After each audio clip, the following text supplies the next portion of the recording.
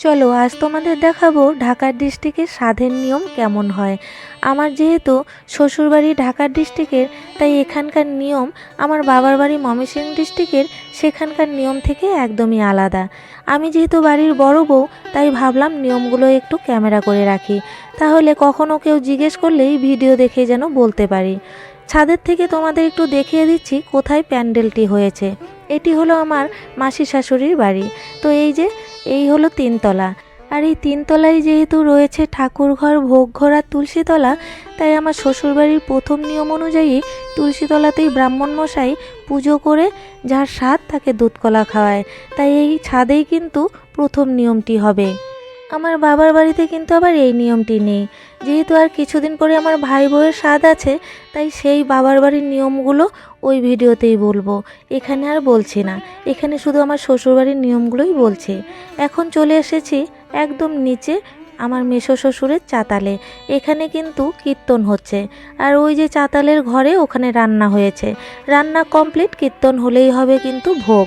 আর এখন আবার চলে এসেছি ছাদে, কারণ এখানে কিন্তু নিয়ম শুরু হয়ে গিয়েছে। তো প্রথম পুজো টুজো সব কিছুই ভিডিও করেছি, তবে দুধকলা খাওয়াটা কিন্তু ভিডিও করিনি, কারণ ওটি নাকি ছেলেদের দেখতে নেই। তো ভিডিও করলে যেহেতু আমার ভিডিও সবাই দেখবে, তার জন্য সেই জিনিসটি শাশুড়ি মা বলল ভিডিও করতে না। তো যাই হোক, এখন ওই যে দেখছো পুজো হয়ে ব্রাহ্মণ মশাই আশীর্বাদ করছে, এরপরেই কিন্তু দুধকলা খাইয়ে দিয়েছে। আমি আর সেটি তুলিনি। তো এখন কিন্তু আবার নিচে চলে এসেছি, এখানে কীর্তন হচ্ছে আর ওদিকে ভোগ দেওয়া হয়েছে। আমার মাসি শাশুড়ির বাড়ি এবং শ্বশুর বাড়ি যেহেতু ঢাকার ডিস্ট্রিক্টের লোক, তাই এখানে ঢাকার ডিস্ট্রিক্টের লোক কিন্তু বেশিরভাগই স্বাদ এবং অন্নপ্রাশন এভাবে ভোগ দিয়েই করে। তো দেখতেই পারছো গোপালকে কত কিছু দিয়ে ভোগ দেওয়া হয়েছে। অনেক রকমের পিঠে, পঞ্চব্যঞ্জন, মিষ্টি, ফল, সব কিছু। এখানে যা যা দেওয়া হয়েছে সেই সব কিছু দিয়েই কিন্তু আবার স্বাদ দেওয়া হবে। তো এই একটা জিনিস আমার শ্বশুরবাড়ির ভীষণ ভালো লাগে, যেটা আমার বাবার বাড়িতে নেই। তো আমার বাবার বাড়িতে কিন্তু পায়েস খেয়েই আজকের দিনটি থাকতে হয়, তবে এখানে কিন্তু ওই পায়েসের পর এত কিছু দিয়ে আবার খেতে দেওয়া হয়, মানে ভাতও খাওয়া যায় আর কি। তো এই জিনিসটা আমার শ্বশুরবাড়িতে ভীষণ ভালো লাগে।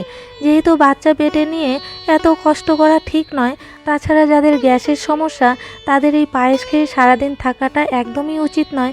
তাতে গর্ভবতী মহিলা ও বাচ্চা দুজনেরই ক্ষতি। তো সেই ক্ষেত্রে আমার শ্বশুরবাড়ির নিয়মটি কিন্তু গর্ভবতী মহিলাদের জন্য ভীষণ ভালো। তোমাদের কাছে কোন নিয়মটি বেশি ভালো লাগলো আমাকে অবশ্যই জানাবে। এই একটি নিয়ম দিয়ে আজকের ভিডিওটি শেষ করছি। পরের নিয়মগুলো নিয়ে আরও একটা ভিডিওতে আসবো।